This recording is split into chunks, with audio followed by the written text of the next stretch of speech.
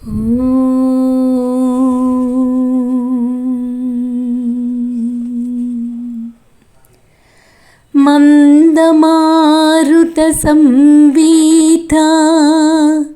మందారద్రుమవాసినే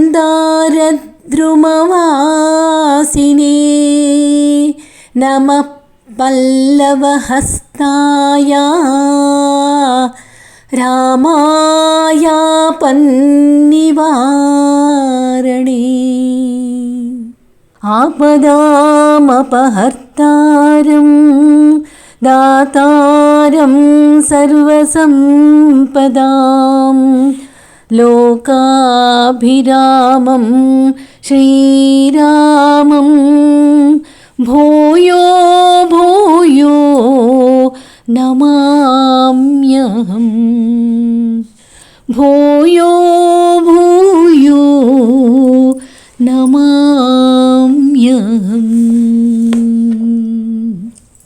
సరే, సీత కాదు అనే నిర్ణయానికి హనుమంతుడు వచ్చాడు. మండోదరిని చూసి సీత ఏమో భ్రమపడి, తొందరపడి, ఆనందపడి అన్నీ కాదు అనే నిర్ణయానికి వచ్చేశాడు. ఆ తరువాత హనుమంతుడు రావణుని ప్రాసాదంలోని మిగిలిన భాగాలలో ఉన్న ఒక గది నుండి మరొక గదికి, ఇంకో గది నుండి ఇంకో గదికి సంచరిస్తూ అన్వేషణ చేస్తూ ఉన్నాడు. సీత కోసం ఆ స్త్రీలందరినీ హనుమంతుడు సన్నిహితంగా పరిశీలిస్తూ ఉన్నాడు. అతనిలో ధర్మ సందేహాలు తలెత్తాయి. వీళ్ళందరూ, స్త్రీలందరూ వస్త్రాచ్ఛాదన లేకుండా, సరైన స్థితిలో లేకుండా నిద్రిస్తున్నారు. పరస్త్రీలను పరికించి నేను చూస్తున్నాను. ఇది ధర్మసూత్రానికి విరుద్ధం కదా. ఈ ధర్మాన్ని ఉల్లంఘిస్తున్నానేమో కదా. మరి ధర్మ ఉల్లంఘన చేసినందువల్ల నాగతేమవుతుంది అని మనసులో అనుకున్నాడు హనుమంతుడు. అయితే మళ్ళీ బుద్ధి కుశలతోటి ఆలోచించాడు. నేను రామకార్యం చేస్తున్నాను. ఒక కార్యం చేస్తున్నప్పుడు పుణ్యకార్యమో పాపకార్యమో నిర్ణయించేది లోపల ఉన్న భావన మాత్రమే. నా ఏకైక ఉద్దేశ్యం ఏమిటి? సీతను కనుక్కోవడం, అంతే కదా. ఈ స్త్రీలను పరికిస్తూ చూస్తూ ఉన్నాను. అయినా సరే నాలో మనస్సులో ఏమైనా అపవిత్ర భావన ఏమైనా కలిగిందా? లేదు కదా. నేను పవిత్రుడిగా ఉన్నాను. నేను సీతమ్మ కోసం అన్వేషిస్తున్నాను. మరి స్త్రీ ఆమె మరి స్త్రీలలోనే కదా వెతకాలి. నేను ఇంకెక్కడుంటుంది? స్త్రీ జనం మధ్యలోనే కదా చూడాలి. ఇదంతా నేను రాముని సేవలోనే చేస్తున్నాను, భాగంగా చేస్తున్నాను. అందువలన నేను పరస్త్రీలను చూడటం పాపకార్యం కాదు అని తనలో తానే నిర్ణయించుకున్నాడు. రావణుని ప్రాసాదంలో కూడా తన అన్వేషణను పూర్తి చేశాడు. సీత జాడ కనిపెట్టలేకపోయాడు. హనుమంతుడు ఇక నిస్పృహకు లోనవుతున్నాడు.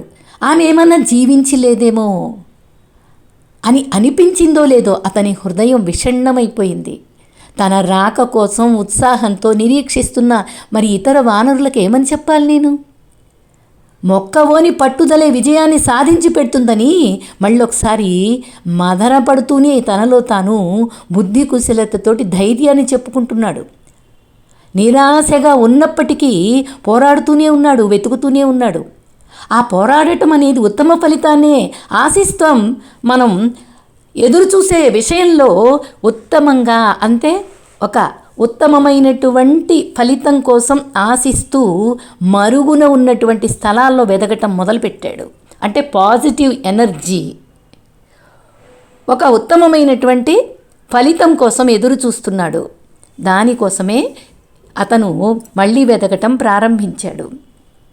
కానీ లంకా నగరాన్ని పదే పదే గాలిస్తున్నాడు. హనుమంతుడు పూర్తిగా నిస్పృహ చెందాడు. ఎక్కడా కనిపించకపోయేసరికి సీతమ్మ లంకలో ఉన్నదని సంపాతి చెప్పాడు కదా, నమ్మకంగా చెప్పాడు కదా. మరి ఎక్కడ కనిపించలేదు ఈమె. నేను కనిపెట్టలేకపోయానే, ఏమి జరిగి ఉంటుంది అనే విషయంపై పరిపరి విధాల ఊహిస్తూ ఉన్నాడు. రావణుడు తనను లంకకు ఎత్తుకుని పోతూ ఉంటే బహుశా సీత భయం వల్ల మరణించిందేమో. బహుశా అతడు రాముని భయం వల్ల ఆమెను కిందకు పడేశాడేమో. సీత ఏమైనా పెనుగులాడుతూ రావణుని పట్టు నుండి విడిపించుకొని సముద్రంలో పడిపోయిందేమో. లేదా ఆమె తన భార్య కావడానికి తిరస్కరించడంతో రావణుడే ఆమెనేమన్నా భక్షించేశాడేమో. హనుమంతుని ఆలోచనలు రాముడి వద్దకు వచ్చేసినాయి. ఇలాగ ఆలోచిస్తూ ఉన్నాడు, బాధపడుతున్నాడు, ఉత్సాహం తెచ్చుకుంటున్నాడు. అయినా సరే తిరిగి తిరిగి ఆలోచనలు రాముడి వద్దకు వచ్చినాయి. నేను ఇలాగే సందేశాన్ని తీసుకొని వెళ్లకుండా రాముడి దగ్గరికి వెళ్తే తన వైఫల్యాన్ని నివేదిస్తే జరగగల వినాశకరమైనటువంటి ఫలితం ఏంటి అనే ఆలోచనలకు వెళ్ళాయి. సీత లేకపోతే రాముడు జీవించలేడు, అది తథ్యం. ఆ తర్వాత లక్ష్మణుడు కూడా అదే చేస్తాడు. రామ లక్ష్మణులు లేకపోతే ఆ మాట విన్నారు అంటే భరత శత్రుఘ్నులు ఉంటారా? జీవితాలను అంతం చేసుకోరా? నలుగురు పుత్రులు గతిస్తే ముగ్గురు మాతృమూర్తులు ఏం చేస్తారు? వాళ్ళు శుష్కించి మరణిస్తారు కదా. తాము వైఫల్యం చెందినందువలన అవమాన భారంతో సుగ్రీవుడు, అంగదుడు, ఇతర వానరులు తమ జీవితాల్ని త్యజిస్తారు. అందుకని నేను కిష్కిందకు తిరిగి వెళ్ళను, నేను ఇక్కడే ఆత్మహత్య చేసుకుంటాను, లేదా సన్యాసిగా నా జీవితాన్ని, శేష జీవితాన్ని గడిపేస్తాను అని మనస్సులో ఇలా అనుకుంటూ ఉన్నాడు. ఆ చీకటి ఆలోచన నుండి బయటపడటానికి హనుమంతుడు మనస్సుతో పోరాటం చేస్తున్నాడు.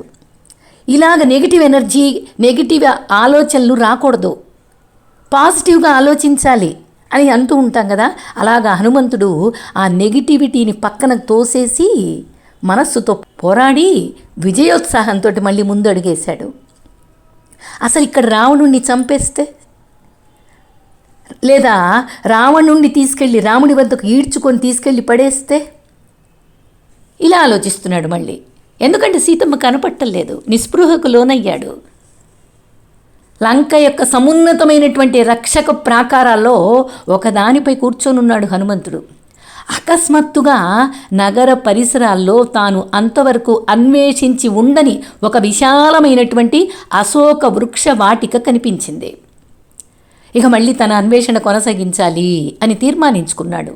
ముందుగా రాముడికి, లక్ష్మణునికి, ప్రధాన దేవతలందరికీ అంజలి ఘటించాడు. ఎందుకు అంటే కొత్త ప్రదేశం కనపడింది, అక్కడైనా సీతమ్మ దర్శనం కావాలి అని దేవతల్ని ప్రార్థన చేసుకున్నాడు. ఆ రక్షక ప్రాకారం మీద నుండి అశోకవనంలోకి దూకాడు. కొంతసేపు ఆ వనంలో సంచరించాడు. హనుమంతుడు మరింత స్పష్టంగా చూడటాని కోసం అక్కడ ఆ అశోకవనంలో ఏదైతే ఎత్తుగా ఉందో ఆ వృక్షం మీదకి వెళ్ళి దాని మీద కూర్చున్నాడు. ఆ వృక్షాగ్రం నుండి చూశాడు. హనుమంతునికి సమీపంలో తామర కొలనులోకి పర్వతంపై నుండి పడుతున్న జలపాతం ఒకటి కనిపించింది. అక్కడ పుష్ప సంభరితమైనటువంటి వృక్షాలతో ఒక మనోజ్ఞమైన వనం సీత ఉండటానికి ఖచ్చితంగా తగిన స్థలమేమో అని కూడా అనుకున్నాడు. సరే, తన ప్రాతస్నానం కోసం, పూజాధికారిని నిర్వర్తించడం కోసం సీత అటు వస్తుందేమో అన్న ఆశతోటి హనుమంతుడు ఆ వృక్షం మీదనే, ఆ చెట్టు మీదనే కూర్చొని ఉండిపోవాలని నిర్ణయించుకున్నాడు. మరొక దిశగా పరికించి చూస్తున్నాడు. సమీపంలోనే 1000 స్తంభాలపై నిలిచిన ఒక సమున్నతమైన దేవాలయం కనపడుతుంది. ఆ దేవాలయానికి ఎదురుగా మలినమై, జీర్ణమై, చక్కని పసుపుకు రంగు గల ఏక వస్త్రాన్ని ధరించి ఉన్న ఒక స్త్రీ కూర్చొనుంది. ఆమె ఉపవాసం వల్ల కృషించిపోయింది. మనోవ్యధ కారణంగా పదే పదే భారంగా నిట్టూర్పులు విడుస్తూ ఉంది. అలసటని ముఖంలో ప్రదర్శిస్తూ ఉంది. కళ్ళేమో అశ్రుసిక్తమై ఉన్నాయి, కానీ ముఖంలో దివ్య తేజస్సు ప్రకాశిస్తోంది. ఇలా కనపడింది ఆమె. అయితే రాక్షసుల మధ్యలో ఉంది. గతంలో రావణుని చేత ఎత్తుకొని పోయినటువంటి స్త్రీలు తనకు కనిపించిన స్త్రీ ఆమెయే అని హనుమంతుడు గుర్తుపెట్టాడు. అలాగే ఆమె ధరించిన ఆభరణాలు రాముడు ఇచ్చిన వివరాలతో సరిపోలి ఉన్నాయి, అది కూడా కనిపెట్టాడు.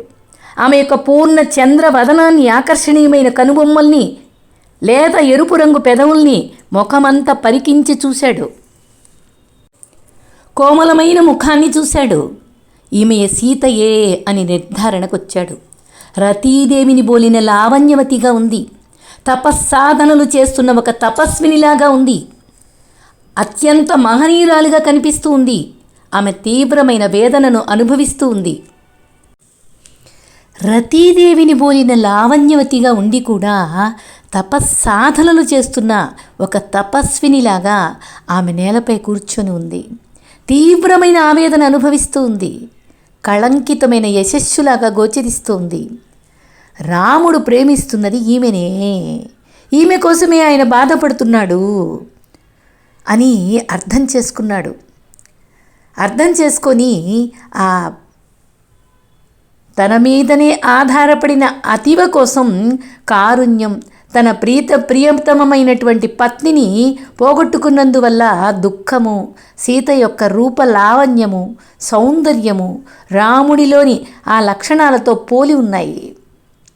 ఈమె కోసం లంకకి దూకి వచ్చి రాక్షసులందరినీ సంహరిస్తే అందుకు ఆమె నిస్సందేహంగా యోగ్యురాలే అని అనేంత యోగ్యంగా కనపడుతూ ఉంది. నిజానికి సీతను త్రాసులో ఒక పక్కన ఉంచి త్రిలోకాధిపత్యాన్ని రెండో పక్కన ఉంచితే ఆమె విలువలో ఆ రెండోది లవలేశాన్ని కూడా తోగదు. రాముని గురించిన ఆలోచనలో నిమగ్నురాలై ఉన్నందున ఆమె బాహ్య బాధను గమనించలేకుండా ఉంది. లోపలే అనుభవిస్తూ ఉంది రాముణ్ణి అని అనుకున్నాడు. సీతను, ఆమెను కావలి కాస్తున్న ప్రమాదకరమైన రాక్షస స్త్రీలను గమనిస్తున్నాడు. హనుమంతునికి సహాయం చేయటానికై చంద్రుడు కూడా పైకి ఎక్కి వచ్చాడు. ఆ రాక్షస స్త్రీలలో కొందరు ఒకే కన్నుంది, కొంతమందికి ఒకే చెవు ఉంది, కొంతమందికి దేహమంతా చెవులున్నాయి, వేరేదానికి ముక్కు ఒకటే ఉంది, కొందరికి బట్టతల, కొందరు మరుగుజ్జులు. అబ్బా, భయంకరమైనటువంటి ఆకారాలు కనపడుతూ ఉన్నాయి. ఈ విధంగా రక్త మాంసాలని వాళ్ళు అలుముకోనున్నారా దేహానికి అన్నట్లు గోచరిస్తూ ఉన్నారు. సీతను కనుగొన్నాడు హనుమంతుడు. భక్తి పారవస్యంలో ఆనందాశ్రువుల్ని రాల్చాడు. అశోక వృక్షంపై దాగి ఉండి ఆమెను గమనిస్తూ ఉన్నాడు. ఇక్కడ చూసారా వాల్మీకి మహర్షి ఎంత చక్కగా పొందికగా చెప్పాడో. మండోదరిని చూసినప్పుడేమో సీతమ్మ అనుకొని కోతి గంతులు వచ్చినాయి.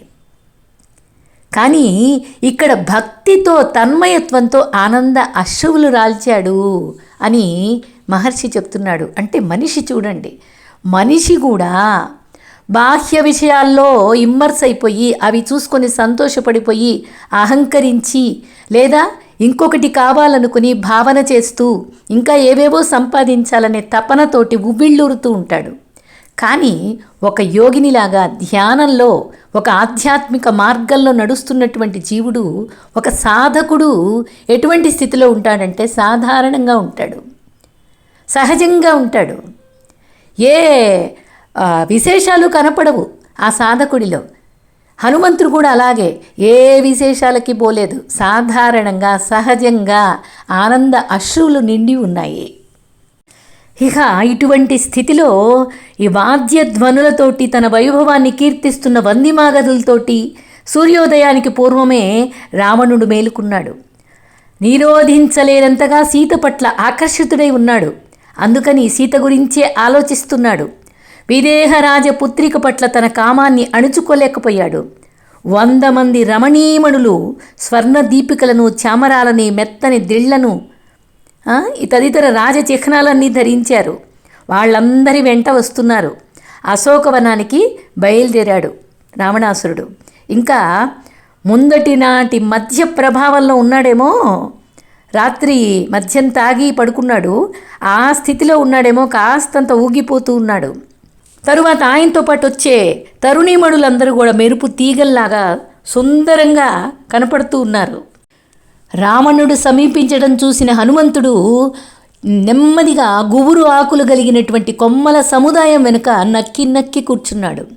రావణుని రాకను గమనించిన సీత వీలైనంత మేరకు తన దేహాన్ని ఆచ్ఛాదనంగా కప్పుకుంది, ముడుచుకొని కూర్చుంది. శరీరమంతా చిన్న శిశువులాగా అయిపోయేట్లుగా ముడుచుకుంది. తీవ్రంగా వణికిపోతూ ఆమె నేలకి కరుచుకొని విలపించింది. హటిక నేలపై కూర్చున్న సీత కల్లోలిత సాగరంలో ఊగిసలాడుతున్న బలహీనమైన నావలాగా ఊగిపోతోంది. ఉపవాసం వల్ల, దుఃఖం వల్ల సీత దేహం శుష్కించిపోయింది. రావణుడు సీత ఎదుటికొచ్చి ఆమెను ప్రలోభపెట్టి లొంగ తీసుకునే ఆశతో ఇట్లా మాట్లాడుతున్నాడు. ఓ సుందర లలనామణి, ఓ విశాలాక్షి, నీకోసం ప్రేమతో వేగిపోతున్నాను. దయచేసి నీ సిగ్గుని విడిచిపెట్టేసేయి. ఓ ప్రియతమా, నన్ను అనుగ్రహించి నిన్ను పొందాలన్న నా దుర్భర వాంఛను తీర్చు. పరసతులను అపహరించటం లేదా వారిని మానభంగ చేయడం అనేది రాక్షసులకు సాంప్రదాయమే. అయినప్పటికీ నన్ను పొందడానికి నీవు ఇష్టపూర్వకంగా సమ్మతించనంత వరకు నేను నిన్ను స్పర్శించను. అతనికి నిజానికి శాపం కూడా ఉందేమో, అందుకని ఈ మాట చెప్పేశాడు. ఓ ముగ్ధ దేవత, కటిక నేలపైన ఎందుకు పడుకుంటావు? మలిన వస్త్రాలను ఎందుకు ధరిస్తావు? ఊరికే ఉపవాసాలు ఎందుకు చేస్తావు? ఒకే పాయతో జుట్టు ముడివేసుకొని అదే పనిగా కూర్చొని మదన పడతావెందుకు? నీ వంటి మోహనాంగి అయిన రాకుమారిని ఇట్లాంటి ప్రవర్తన రాకుమారికి అనుచితం కాదు. నా రాణివైపో, ముల్లోకాలలో సాటి లేనట్టి రాజభోగ ఐశ్వర్యాల్ని అనుభవించు. అత్యుత్తమమైన పుష్పహారాలు, చందన లేపనాలు, పరిమళ ద్రవ్యాలు, ఆభరణాలు నీకు లభిస్తాయి. ఇట్లాగ చెప్తున్నాడు. సంగీత నృత్య గానాలలో మైమరిపిస్తా నిన్ను అని చెప్తున్నాడు. కేవలం ఒక మానవుడు నాతో పోలిస్తే వీధిలోని ఒక గడ్డిపోచ వంటి ఆ రాముడి పట్ల విధేయురాలివై ఉండాలన్న పట్టుదల నీకెందుకు అసలు? రాముడు ఇంకా బతికే ఉన్నాడా అనేది నాకు సందేహమే. ఒకవేళ బతికే ఉన్నా నీవు తిరిగి అతడిని ఎన్నటికీ చూడలేవనేది నిశ్చయం అని సీతమ్మకి ఇంకా భయపెడుతున్నాడు. రావణునితో ప్రత్యక్షంగా సంభాషించటం సీతమ్మకి ఇష్టం లేదు. అందుకని సీతమ్మకు రావణుడికి మధ్య ఒక గడ్డి పరక ఉంచింది. మృదువుగా సమాధానం చెప్తుంది. నీవు నీ మనస్సుని నా నుండి ఉపసంహరించుకో. ఇప్పటికే నీకున్న భార్యలతో సంతృప్తిపడు. పాపాత్ముడు పరిపూర్ణతను సాధించలేకనట్లుగానే నీవు నన్నెన్నటికీ పొందలేవు. నేనొక శ్రేష్టమైన వంశంలో జన్మించి ధర్మసూత్రములకు అనుగుణంగా వివాహమాడిన దాన్ని. ధర్మసూత్రాలకు విరుద్ధంగా నేనెన్నటినీ వ్యవహరించను. నీవు నా అనుగ్రహాన్ని పొందడం అనేది కల్లా అని చెప్పేసింది. రావణుని వైపు వీపు తిప్పి సీత తన మాటలు మాట్లాడుతుంది. నీవు ధర్మ మార్గం నుండి వైదొలగి విపరీతమైన ధోరణిలో ప్రవర్తిస్తున్నావు. కాబట్టి నీ యావత్ రాజ్యానికి నీకు వినాశహేతువు నీవే అవుతావు. తమ సతులను పరసతులను సంరక్షించే సజ్జనుల ఆదర్శాన్ని ఎందుకు అనుసరించవు నువ్వు? స్వీయ పత్ని పట్ల అసంతృప్తి చెంది పరపత్నులతో ఆనందాన్ని వాంఛించేవాడికి వినాశనం తథ్యం. బుధజనుల సలహాను పెడచెవిన పెట్టి శ్రేయస్కరమైన దానిని తిరస్కరిస్తావెందుకు? సమస్త రాక్షసులందరికీ కూడా దుఃఖం అనేది ఎందుకు నిశ్చయించావు? వాళ్ళ నాశనాన్ని నువ్వే కొని తెచ్చావు. దుష్టుల వినాశనానికి ప్రతి ఒక్కరూ ఆనందిస్తారని నీకు తెలియదా? అందుకనే అందరూ నీ చావు కోసమే ఎదురు చూస్తున్నారు. నువ్వు ఇవ్వదలచిన పనికిరాని ఐశ్వర్యాలకు రాజభోగాలకు నేనెన్నటికీ ప్రలోభపడను. నేను అందరిలాంటి స్త్రీ కాను. సూర్యుని నుండి సూర్యకాంతి విడదీయలేనట్లు రాముడి నుండి నన్ను ఎవ్వరూ విడదీయలేరు. నీవు స్వయంగా నన్ను రాముడికి తిరిగి అప్పగించటం ద్వారా మాత్రమే ఆయన క్రోధం నుండి నిన్ను నీవు కాపాడుకోగలుగుతావు. అంతకంటే ఇంకొక మార్గం లేదు అని గట్టిగా చెప్పేసింది. రాముడు నీ ఆచూకీ కనిపెట్టి నీ దుర్మార్గానికి గాను నిన్ను వధించడం నేడో రేపో జరిగి తీరుతుంది అని చెప్పి ఆవేశంతో, నెమ్మదిగా, భయంతో, అన్ని కలగలుపు మాటలతోటి మాట్లాడింది. రావణాసురుడు అంటున్నాడు, సాధారణంగా ఒక స్త్రీ పట్ల పురుషుడు ఎంత సౌజన్యవంతంగా ప్రవర్తిస్తే ఆమె అతని పట్ల అంత ఆమోదయోగ్యంగా స్పందిస్తుంది. కానీ నీ విషయంలో ఇది విరుద్ధంగా ఉంది. నీ పరుష వచనాలకు గాను నిన్ను నేను చంపాల్సిందే. పొగరుబోతు గుర్రాలను సారథి అదుపు చేసినట్లుగా నీ పట్ల నాకున్న ప్రేమ నా ఆగ్రహాన్ని అదుపు చేస్తుంది. అది నీ అదృష్టం అనుకో. ప్రేమ అనేది విచిత్రంగా పనిచేస్తుంది. ఎందుకంటే ప్రేయసి ప్రియుడిని అవమానించిన కొద్దీ అతడు మరింత అభిమానాన్ని ఆమెపై కురిపిస్తాడు. మృత్యువు, అవమానం మాత్రమే నీకు తగ్గ పురస్కారాలు అయినప్పటికీ ఈ ఒక్క కారణం చేతనే నేను నిన్ను చంపడం లేదు. నీకిచ్చిన ఏడాది కారుణ్య వ్యవధిలో 10 మాసాలు ఇప్పటికే గడిచిపోయినాయి. అందువల్ల మరో 2 మాసాలు మాత్రం నేను ఎదురు చూస్తా. అప్పటికీ నీవు నా ప్రేమ పట్ల సానుకూలంగా ప్రతిస్పందించకపోతే నా వంట వాళ్ళ చేత నిన్ను ముక్కలు ముక్కలుగా నరికించి అల్పాహారంగా భుజిస్తాను అని చెప్తున్నాడు. రావణుని భార్యలలో గతంలో అతని చేత బలవంతంగా అపహరించుకు తీసుకుని వచ్చిన వాళ్ళు చాలామంది అక్కడే ఉన్నారు. అతని బెదిరింపులన్నీ విన్నారు. వాళ్ళు కూడా సీత పట్ల సానుభూతి చెందారు. రావణుడు అక్కడి నుండి బయలుదేరడానికి సిద్ధపడగానే వాళ్ళు క్లుప్తంగా సీతను సముదాయించారు. వాళ్ళ దయాపూర్వకమైన మాటలకి సీతమ్మ కొంచెం ధైర్యం తెచ్చుకుంది. అట్లా కొంచెం ధైర్యం తెచ్చుకున్న సీత రావణుణ్ణి తిరిగి మందలించింది. నీ వినాశనం కోసమే జరుగుతున్న ఈ హేయమైన కార్యం నుండి నిన్ను నిలువరించడానికి ఎవ్వరూ ప్రయత్నం చేయకపోవటం వల్ల నీ రాజ్యంలో ఒక్క శ్రేయాభిలాషిని కూడా నువ్వు పొందలేకపోయావు. ఎవరు చెప్పినా నువ్వు వినవు, పొగరుబోతువి. రాముడు శక్తివంతమైన ఏనుగు వంటివాడు, మరి నీవు ఒక చిన్న కుందేలు వంటివాడివి. కనుచూపు మేరలో లేకపోవడం చేతనే నీవు ధైర్యంగా మాట్లాడగలుగుతున్నావు. రాముడు గనక ఇక్కడ ఉంటే నిన్ను తునాతునకలు చేసేవాడు. అసలు ఆయన దాకా అక్కర్లేదు, నాగో యోగశక్తితో స్వయంగా నేనే నిన్ను భస్మీపటలం చేస్తాను. కానీ రాముని నుండి అలాంటి ఆజ్ఞ నాకు రాలేదు. నేను ఆ పని చేయకుండా ఉన్న కారణం అదే. నీవా మూర్ఖుడివి. ఎందుకంటే శ్రీరాముని పత్నిని అపహరించడం అనేది అసాధ్య కార్యం. నీ మృత్యువుకు నిమిత్తమాత్రమైన కారణంగా నిన్ను ఉపయోగించాలని దైవం నిర్ణయించిందేమో నీవు ఆ పని చేశావు అని చెప్తోంది. ఆమె మాటలకి రావణుడు సర్పంలాగా బుసలు కొట్టాడు. నేత్రాల్లో రక్తం చిమ్మింది. అలా చూశాడు సీతమ్మని. నిన్ను ఈరోజే సంహరించేస్తాను అంటూ గర్జించాడు. సీతకు కావలిగా ఉన్నటువంటి రాక్షస స్త్రీలు ఉన్నారు కదా, వాళ్ళ వంక తిరిగి చెప్పాడు. ఎట్లా కానుకలిస్తారో, సీతమ్మకి ఎలా నచ్చ చెబుతారో నాకు తెలీదు. నాకు లొంగేటట్లు చెయ్యండి అని వెనక్కి తిరిగి వెళ్ళిపోయాడు. వెళ్ళిపోతూ మళ్ళీ కోపంగా వెనక్కి తిరిగాడు. సీతమ్మని ఇంకా ఎంత దుర్భాషలాడతాడో అనిపించే, హింసిస్తాడేమో అనిపించే కోపంతో తిరిగాడు. అప్పుడు రావణుని భార్యలందరిలో చిన్నదైన ధన్యమాలిని అనే పవిత్రమైనటువంటి ఆమె అక్కడికొచ్చి, మండోదరి కూడా వచ్చింది అక్కడికి. ఆ వచ్చిన మండోదరి ఏం చేసిందంటే తన భర్తను ఆలింగనం చేసుకొని, నీ ప్రాసాదానికి తిరిగి వచ్చి మాతో ఆనందంగా అనుభవించు. ఈ పాలిపోయిన శుష్కించిన సీతను మరిచిపో. ఒక మనిషి తనను ప్రేమించని స్త్రీని అనుభవించాలనుకుంటే దానివల్ల అతడు బాధనే పొందుతాడు. అలా కాక ఆ స్త్రీ తనను తిరిగి ప్రేమించేదైనట్లయితే అతడు అత్యంతమైన ఆనందాన్ని అనుభవిస్తాడు. ఇది నీకు అనుభవమే కదా అని చెప్పింది. రావణుడు సీతని ఇంకా దూషించకుండా మండోదరి చెప్పిన మాటలకి తిరిగి వెళ్ళిపోయాడు. అక్కడ కావలిగా ఉన్నటువంటి భయంకర రాక్షస స్త్రీలు సీతను సమీపించారు. కోపంతో సీతను బెదిరించారు. రావణుడు చాలా మహోన్నతమైనటువంటి వ్యక్తి. నీవు నీ పొగరు, నీ టెక్కు వదిలిపెట్టు, అతన్ని స్వీకరించు. బ్రహ్మదేవుడి మానసపుత్రులలో ఒకడు పులస్త్యుడని, పులస్త్యుని మానసపుత్రుడు విశ్రవఋషి అని, అతని కుమారుడు రావణాసురుడు అని నీవు తెలుసుకో. నీకు తగినవాడు కాదని భావించి రాక్షసరాజును స్వీకరించడానికి సందేహించద్దు. నీవు మొండిగా ఉంటే అది నీ వినాశనానికి దారితీస్తుంది అని రాక్షసి స్త్రీలు బెదిరిస్తూ ఉన్నారు, భయపెడుతూ ఉన్నారు. మరొక రాక్షసి అంటోంది, రావణుని రాణి కావడానికి నిరాకరిస్తున్న నీవు పెద్ద మూర్ఖురాలివి. ఆయన ఆదేశం ఇస్తే వృక్షాలు పూలను విరజిమ్ముతాయి, మేఘాలు కుండపోతగా వర్షిస్తాయి.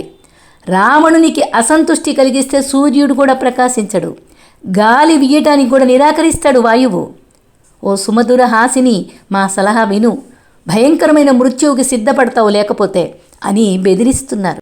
సీత మాత్రం, మీరు నన్ను తింటే తినండి, నేను ఎన్నటికీ రావణుడికి లొంగేది లేదు అని ప్రశాంతంగా బదులు చెప్పింది.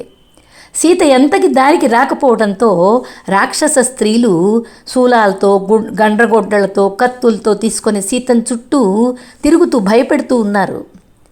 ఒక రాక్షసి అందులో జోక్యం చేసుకొని, కొమ్ములాటలంటే నాకు అసహ్యం, మనం ఈమెను ముక్కలు ముక్కలు చేసి సమానమైన ముద్దలుగా విభజించుకొని తిందాం అని ఎదురుగా ఒక మాంసం తీసుకొచ్చి నికుమ్మిలాదేవికి ఎదుట నాట్యం చేద్దాం, ఈమెను తీసుకెళ్ళి మాంసం ముద్ద చేద్దాం అని ఏమేమో పిచ్చి కారు కూతలన్నీ కూస్తున్నారు. వాళ్ళ వికృత వ్యాఖ్యల్ని పాపం సీతమ్మ భరించలేకపోయింది. వణికిపోతూ ఓ రామ ఓ లక్ష్మణ అంటూ ఏడుస్తూ బిగ్గరగా అరుస్తూ ఉంది. నన్ను కాపాడటం కోసం రాముడు ఎందుకు రాడు? బహుశా నేను ఎక్కడ ఉన్నది ఆయనకి తెలియలేదేమో. వియోగ భావోద్వేగంతో ఆయన ఇప్పటికీ క్షేమంగా ఉన్నాడో లేదో. బహుశా రావణుడే ఏదో క్షుద్రమైన మాయోపాయంతో ఆయన ఏమన్నా చంపేశాడేమో. అయ్యో, రాముడు ఎప్పుడు వచ్చి ఈ రాక్షసులందరినీ నాశనం చేసి నన్ను తిరిగి అయోధ్యకు తీసుకువెళ్తాడా లేదా ఏమో. నేను మరణించగలిగితే ఎంత బాగుండును. ఈ దుర్భర బాధ కంటే నిస్సందేహంగా మృత్యువే నయం అంటూ సీతమ్మ విపరీతంగా దుఃఖిస్తూ ఉంది. ఇలాంటి పరిస్థితుల్లో త్రిజట అనే వృద్ధ రాక్షస స్త్రీ అకస్మాత్తుగా గాఢ నిద్ర నుండి మేల్కొంది. త్రిజట ఇతర రాక్షస స్త్రీల దగ్గరకు వచ్చి చెప్తోంది, నిర్భాగ్యులారా, సీతను ఇలా హింసించడానికి మీరెలా సాహసిస్తున్నారు? మీరెన్నటికీ ఆమెను తినలేరు. ఎందుకనో ఇప్పుడు చెప్తా, శ్రద్ధగా వినండి. నాకిప్పుడే నమ్మశక్యంగాని స్పష్టమైన కల ఒకటి వచ్చింది. అందులో సీతను రక్షించడానికి, రాక్షసులందరినీ మట్టు పెట్టడానికి రాముడు రావడం నేను చూశాను కలలో. కలను వివరంగా చెప్పమని రాక్షస స్త్రీలు ఆతృతతో అడిగారు. అప్పుడు ఆమె చెప్తోంది, రాముడు లక్ష్మణుడు పూర్తిగా ధవళ వస్త్రాల్ని ధరించి ధవళ పుష్పహారాలు దాల్చి ఉండడం నేను చూశాను. వాళ్ళు 1000 తెల్లని గుర్రాలతో పూరించిన దివ్య ధవళ రథంలో ఆకాశ మార్గంలో వేగంగా ప్రయాణం చేస్తున్నారు. ఒక బృహత్తరమైన 4 దంతాల గజం మీద ధవళ వస్త్రాలు ధరించి రాముడు ఆసీనుడై ఉండటాన్ని నేను చూశాను. సీత కూడా ధవళాంబరధారిణి అయి సాగర మధ్యంలోని ఒక ధవళాచలంపై నిలిచి ఉంది. ఇలాగా సీతారామ లక్ష్మణులు పుష్పక రథంలో ఆకాశ మార్గంలో ఉత్తర దిశకు పోవడాన్ని నేను గమనించాను. నా కలలో రావణుడు ముండితనే శిరస్కుడయి తన దేహానికి రక్తచందనం అలుముకొని ఉండటాన్ని కూడా చూశాను. అతడు గార్ధమాలు లాగుతున్న రథంలో ప్రయాణిస్తూ తైలపానం పూసుకొని మతిభ్రమించిన వాళ్ళగా నవ్వుతున్నాడు. ఇలాగా నాకు అపశకునాలన్నీ కనిపడ్డాయి. కుంభకర్ణుడు, రావణ పుత్రులు, రావణుడు అదృశ్యం కావడం నేను చూశాను. విభీషణుడికి మళ్ళీ ఆ గతి పట్టలేదు. విభీషణుడు ఇంకా స్వతంత్రంగా కనిపించాడు. ఈలోగా ధనవంతుడిని సేవించడం కోసం పరిచారకులు ఉత్సాహపడినట్లుగా సీత యొక్క అనింద్య దేహంలో శుభశకునాలు ప్రత్యక్షమైనాయి. ఇలా త్రిజట మాట్లాడుతూనే ఉంది. ఈమెకు సీతమ్మకు శుభశకునాలు తెలిసినాయి. పద్మదళం వంటి ఆమె ఎడమ కన్ను అదురుతోంది. ఆమె ఎడమ భుజం కూడా నెమ్మదిగా కంపిస్తోంది. రాముడే వచ్చి తన ఎదుట నిలిచినట్లు సీత యొక్క సుందరమైన ఎడమ తొడ కూడా ప్రకంపించింది. ఇదంతా గమనించిన త్రిజట సీతకు త్వరలోనే ఏదో శుభవార్త అందనుందని అర్థం చేసుకోండి మీరు అని త్రిజట సీతమ్మను చూసిన రాక్షసులకు కూడా సీతమ్మ శుభశకునాలతో ఉంది అని కూడా చెప్తోంది. ఈ మాటలు విన్న సీత ఆనందంతో ఉప్పొంగిపోయింది. నీవు వర్ణించిందంతా నిజంగా జరిగితే నా భర్త యొక్క ఆగ్రహం నుండి తప్పకుండా నీకు పూర్తి రక్షణ ఏర్పాటు చేస్తాను అని కూడా మాట ఇచ్చింది సీతమ్మ.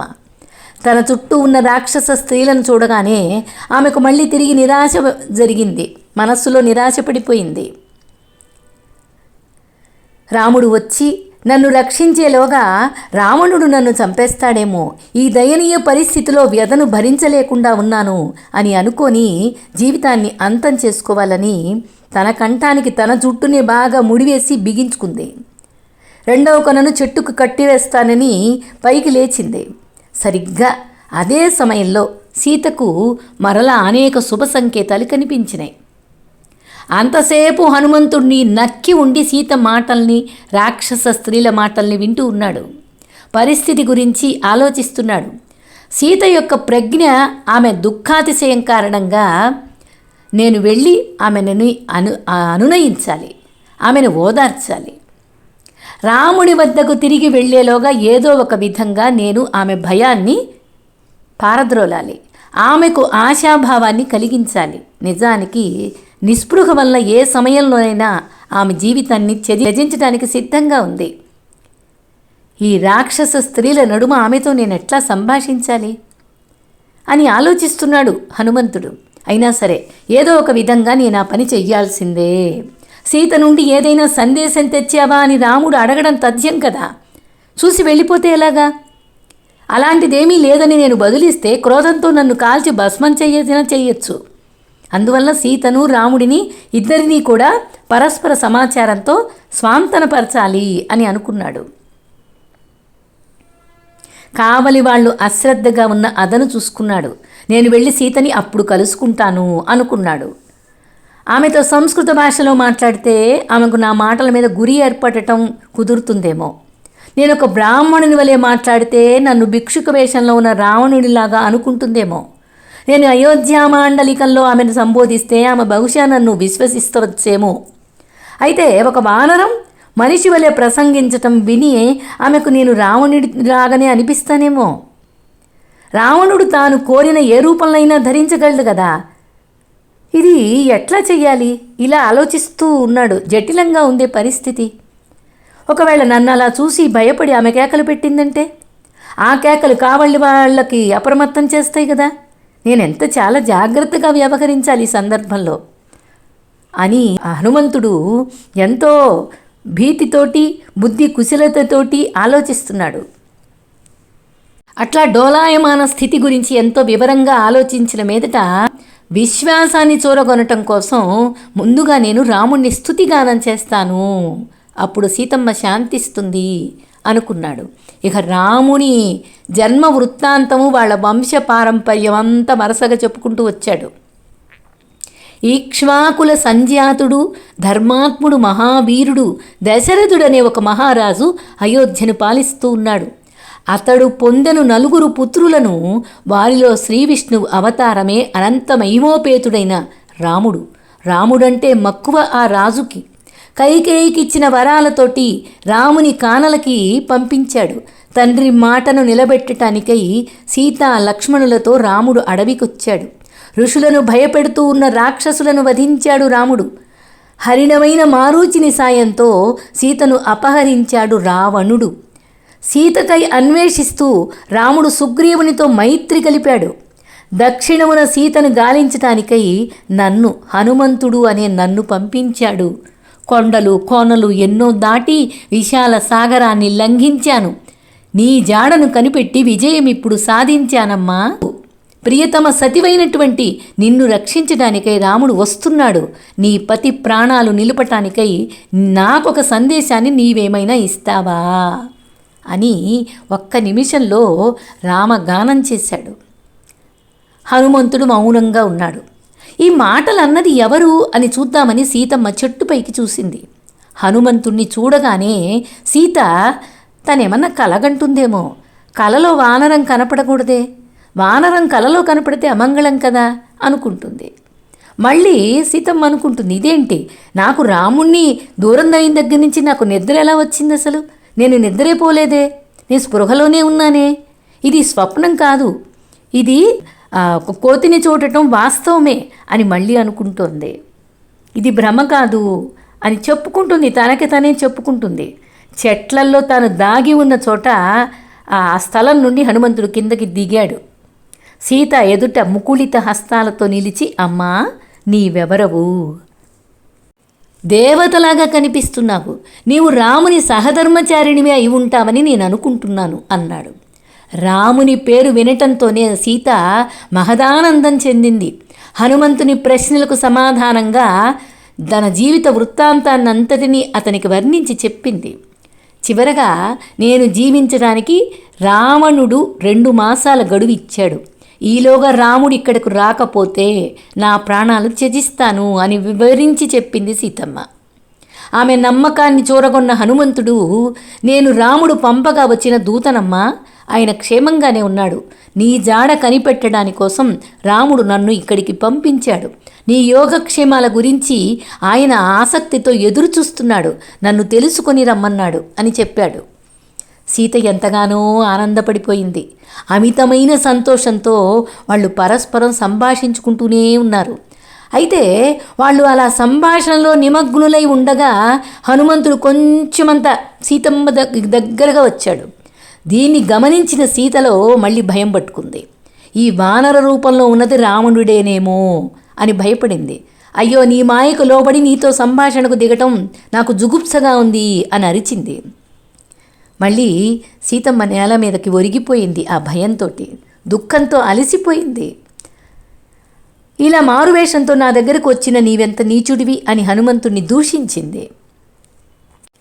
మరలా వెంటనే తెలివి తెచ్చుకుంది, స్థిమితపడింది. సీత తిరిగి హనుమంతుని పట్ల మరింత అనుకూల ధోరణి కనపరుస్తూ, దయచేసి నాకు రాముని గురించి మరింతగా చెప్పు. ఆయన గురించి నీవు చేసిన వర్ణనలు నా వీణులకు హృదయానికి అత్యంత సంతోషదాయకంగా ఉన్నాయి అని అంటుంది. సీత సందేహాలను హనుమంతుడు అర్థం చేసుకున్నాడు.